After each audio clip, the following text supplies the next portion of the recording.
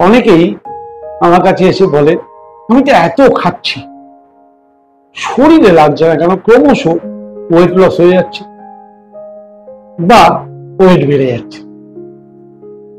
কিন্তু ওয়েট কমানোর জন্য কত রকম এই খাবার ওই খাবার ডাক্তার বলছে, আয়ুর্বেদিক ডাক্তার বলছে, সেগুলো খাচ্ছি, তবু আমি মোটা হয়ে যাচ্ছি। এই যে মোটা হয়ে যাওয়া বা রোগা হয়ে যাওয়া, এটা তখনই হয় যখন আমাদের টোটাল মেটাবলিজম, শরীরের যে মেটাবলিজম, সেটা যখন বিগড়ে যায়।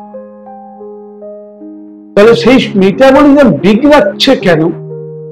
এত খাওয়ার পরেও আমি আমার কাঙ্ক্ষিত লক্ষ্যে পৌঁছাতে পারছি না কেন?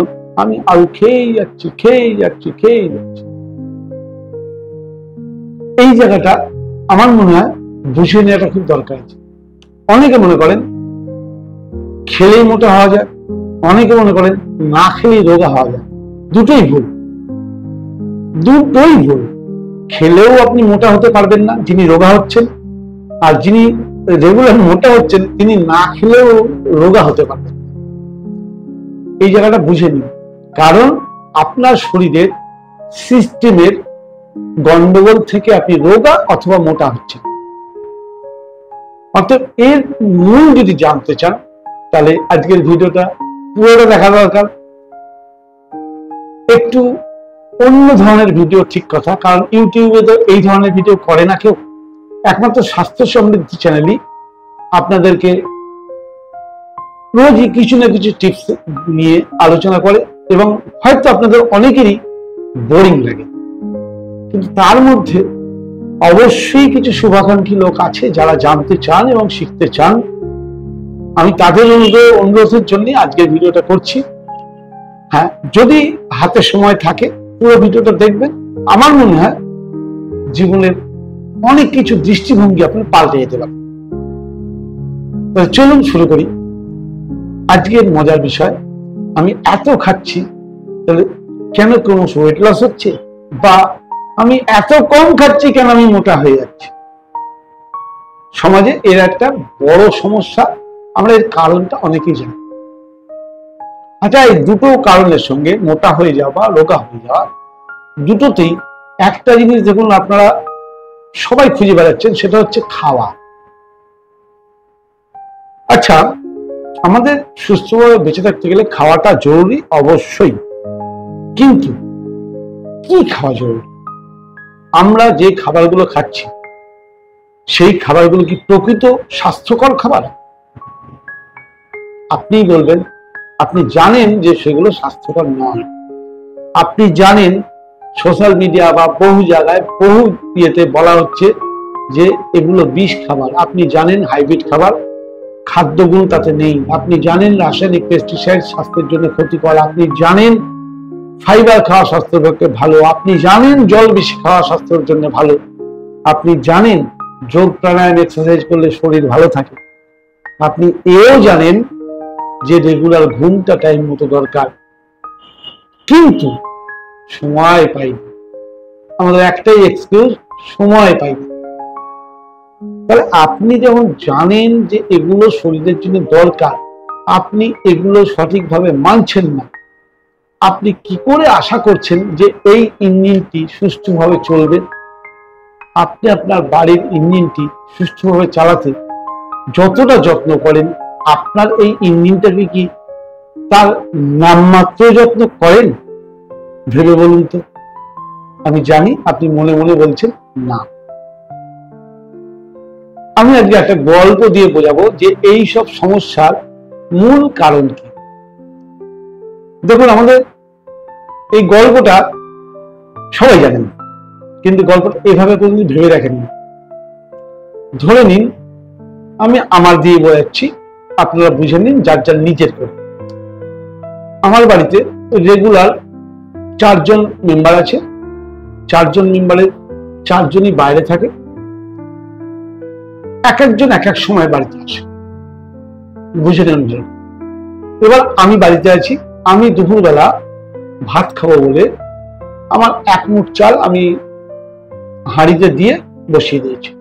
কিন্তু আমি বসিয়ে দিয়ে আমি দেখলাম যে রোজ তো আমার ভাত টিপে দেখার দরকার নেই, আমি জানি 40 মিনিট পরে ভাতটা কমপ্লিট হয়ে যাবে, আমি 40 মিনিট পরে এসে নামিয়ে দেবো। আমি আমার রান্নাঘরে ভাত মানে রেডি হচ্ছে, আমি বাইরে গেছি কোনো কাজে। ইন দ্য মিন টাইম আমার বাড়ির দ্বিতীয় মেম্বারটি সে এসছে, সে এসে দেখছে যে আজকে তো আমি দুপুরবেলা খাবো, কিন্তু ভাত তো বসিয়ে দিয়েছে। আমি বেরিয়ে যাওয়ার মানে ভাত বসানোর 15 মিনিট পরে সেকেন্ড বাড়ির মেম্বারটি এসছে এবং সেও কি করলো, এক মুঠ চাল নিয়ে ভাতের মধ্যে দিয়ে দিল, দিয়ে সেও তার কোনো কাজে বাড়ি ছেড়ে বেরিয়ে গেল। ঠিক দ্বিতীয় মেম্বার চাল দেওয়ার 15 মিনিট পর তৃতীয় মেম্বার এসছে আমার বাড়িতে, সেও আজকে দুপুরবেলা ভাত খাবে, কিন্তু দেখছে ভাত বসে গেছে, সেও এক মুঠ চাল নিয়ে হাঁড়ির মধ্যে দিয়ে দিল। এখানে একটা অঙ্কটা একটু বুঝিয়ে নেবেন, আমি একটু থেমে বলে দিই। সেটা হচ্ছে প্রথম মেম্বার আমি চাল বসানোর 15 মিনিট পর দ্বিতীয় মেম্বার চাল দিয়েছে, তার 15 মিনিট পরে তৃতীয় মেম্বার চাল দিয়েছে, তাহলে 30 মিনিটের মাথায় তৃতীয় মেম্বার চাল দিয়েছে।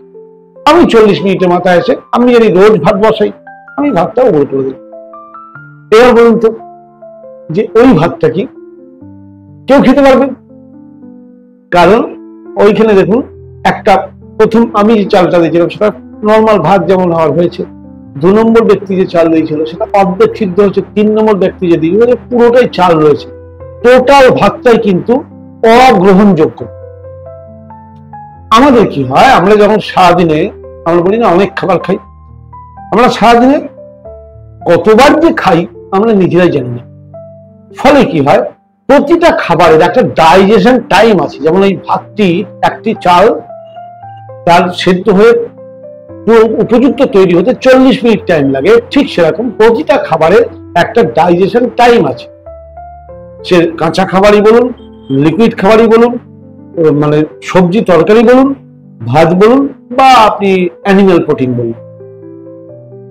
এবার সেই ডাইজেশন টাইম কভার না করে যদি আমি আবার কোনো খাবার দিই, অর্থাৎ যেটা গল্পটা শোনালাম নিশ্চয়ই বুঝতে পারলেন যে আমি চাল দেওয়ার 15 মিনিট পরে আরেকজন চাল দিব, মানে প্রথম চালটা ডাইজেশন কমপ্লিট হয়নি, দ্বিতীয় চাল দিব। ঠিক আমরা এটা করি নাকি?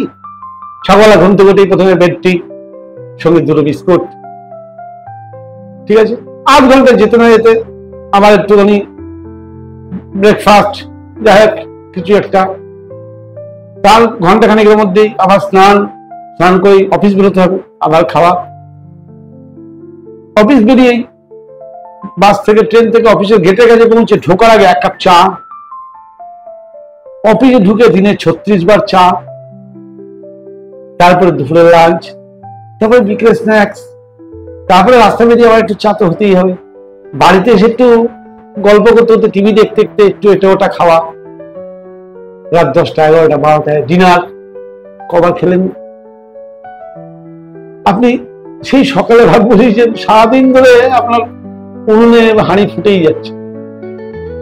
রেস্ট তো চাই, একটা নির্দিষ্ট নিয়ম অন্তর তো করতে হবে। একটা ভাত নামিয়ে আর একটা ভাত চাপান, সারাদিন যদি একটা একটা করে চাল দিয়ে যায় তাহলে কি হবে নিশ্চয়ই বুঝতে পারছেন। আমাদের ঠিক তাই ঘটছে। খাওয়াটা বড় কথা নয়, আপনি একটু বুঝে নিন যে খাওয়াটা বড় কথা নয়, খাবার ডাইজেস্ট হওয়াটা বড় কথা।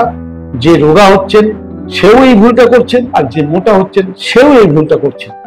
অতএব এই ভুলটা কেউ কোনোদিন বলেনি, আপনিও কোনোদিন শোনেননি। সত্যি করে কমেন্ট করে জানান যে এই ভুলটার কথা আপনাকে কেউ কোনোদিন কোনো সোশ্যাল মিডিয়া, কোনো ইউটিউব চ্যানেল থেকে কোনোদিন জানতে পেরেছিলেন? এই ভুলটা কি সত্যি আমরা করি না? আপনি কি মনে করছেন একটা মাংস খেয়েছেন, মাংস ডাইজেস্ট করতে যতক্ষণ টাইম লাগে ভাত ডাইজেস্ট করতে ততক্ষণ টাইম লাগে? বা একটা ফল খেয়েছেন, ডাইজেস্ট করতে সেম টাইম লাগে? নিশ্চয়ই না। তাহলে প্রত্যেকের ডাইজেশন টাইম আলাদা। আপনি সকালে একটার সঙ্গে আরেকটা, একটার সঙ্গে একটা, বিভিন্ন রকম মিক্স খাবার খাচ্ছেন। আপনি সকালবেলা উঠে যে বিস্কুট খেলেন, ওই বিস্কুটটা 2টো বিস্কুট, আপনি 2টো বিস্কুট কি হবে? আর এবার 2টো বিস্কুটও প্রসেস হতে তার একটা সময় লাগে। ওই বিস্কুটটা মিনিমাম 6 ঘন্টা সময় লাগে ডাইজেস্ট হতে। আপনি সকালবেলা উঠে বিস্কুট খেয়ে নেবেন, ওর 6 ঘন্টা ওটা ডাইজেস্ট না হওয়ার মধ্যে আবার আপনি ব্রেকফাস্ট করে নিলেন। ব্রেকফাস্টে দেখা যাচ্ছে আপনি ধরেন রুটি পরোটা খেয়েছেন, সেটাও 6 থেকে 8 ঘন্টা লাগবে। 6 থেকে 8 ঘন্টা আগে আপনি লাঞ্চ করে নিলেন। লাঞ্চ হতে ধরে নিলাম আমি 6 থেকে 8 ঘন্টা লাগছে, খুব বেশি রিচ খাবার খাননি, মাংস ময়দা এগুলো তো 18 ঘন্টা লাগে, আমি সেগুলো যাচ্ছি না, আমি একদম সিম্পল খাবার খাচ্ছি। এবার ধরুন 12টা থেকে 1:30টার মধ্যে আপনি লাঞ্চ করেছেন, সন্ধ্যাবেলা একটু বেরিয়ে একটু চটপটা স্ন্যাক্স কিছু খেয়ে নিলেন, মানে 4 ঘন্টা পরে আবার খেয়ে নিলেন, আবার রাত্রে হয়তো 4টে খেয়েছেন বা 5টা খেয়েছেন, আবার ধরুন রাত 10টার সময় আবার খেয়ে নিলেন, মানে কোনো সময় পুরো প্রসেস হচ্ছে না আমাদের ডাইজেশনটা, এই জায়গাটা বুঝুন। ওই জন্য আধুনিক রিসার্চও বলছে 8 ঘন্টার স্প্যানে খান একটা খাবার থেকে। হ্যাঁ, যদি ওটা কুক ফুড হয়, যদি র ফুড হয় সেক্ষেত্রে ফর্মুলাটা আলাদা, সেটা পরবর্তী কোনো ভিডিওতে আলোচনা হবে। কিন্তু আমি এখানে কুক ফুড, যেটা সবাই খাচ্ছে, রান্না করা খাবার, বাড়ির একদম ভেজ খাবারের কথা বলছি, আমি নন ভেজের কথা বলিনি এখানে। ভেজ খাবার যদি খান মিনিমাম 6 ঘন্টা লাগে ডাইজেস্ট হতে। আধুনিক রিসার্চ বলছে 6 ঘন্টা ডাইজেস্ট হওয়ার পর 2 ঘন্টা একটু উনুনটাকে ঠান্ডা করুন, 8 ঘন্টা পর নেক্সট মিল নিন। তাহলে একটা খাবার থেকে আরেকটা খাবারে যদি 8 ঘন্টা গ্যাপ থাকে, আপনার বায়োলজিক্যাল ক্লক অর্থাৎ ডাইজেশনে যে সমস্যা, সে আপনি যে রোগী বলুন, সমস্ত রোগে আপনি রিলিফ পাবেন, রিটার্ন দেখতে পাবেন। যুক্তি দিয়ে বুঝুন।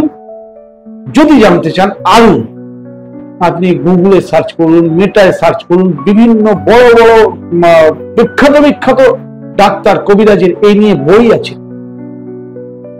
দেখুন, আপনি যদি জানতে না চান, জ্ঞান আপনার কাছে হেঁটে পৌঁছাবে না, আপনাকে জ্ঞানের কাছে পৌঁছাতে হবে। আর আপনি এগুলো যেদিন জেনে যাবেন, সেদিন কিন্তু আপনি নিজেই নিজের ডাক্তার। আর সমাজে কেউ তো এটা চায় না যে আপনি আপনার ডাক্তার হয়ে যান।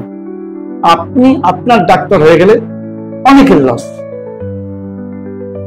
কিন্তু আমার স্বাস্থ্য সমৃদ্ধি চ্যানেলের উদ্দেশ্য হচ্ছে প্রকৃত সুস্থতার রহস্যগুলো কোথায় কোথায় লুকিয়ে আছে সেইগুলো আপনাদের সামনে তুলে ধরা। আজকে একটা ছোট্ট বিষয়ের উপর আলোচনা করলাম, কেমন লাগলো দয়া করে কমেন্ট করে জানান যে হ্যাঁ, বিষয়টি আপনাদের ভালো লেগেছে কিনা, আপনাদের কিছু আমি দিতে পেরেছি কিনা। আপনারা লিখে পাঠালে আমি আরো উৎসাহিত হয়ে আরো অনেক এরকম টিপস আছে যেগুলো আমরা প্রতিনিয়ত ভুল করি, যে ভুলের জন্য বড় বড় রোগের শিকার হই, সেই ভুলগুলো নিয়ে অবশ্যই আপনাদের সঙ্গে আলোচনা। নমস্কার, এই ছিল আজকের আলোচনা। যদি ভালো লেগে থাকে চ্যানেলটি যারা নতুন দেখবেন সাবস্ক্রাইব করে নেবেন, আর যারা রোজ দেখছেন তারা লাইক তো করবেনই, শেয়ার করবেন। দেখুন, যতজন ভিডিও দেখছেন ততজন কিন্তু লাইক করছেন না। অপছন্দ হচ্ছে অপছন্দই করুন না, কিন্তু করুন, কিছু একটা বলুন যে হ্যাঁ পছন্দ হচ্ছে বা অপছন্দ হচ্ছে।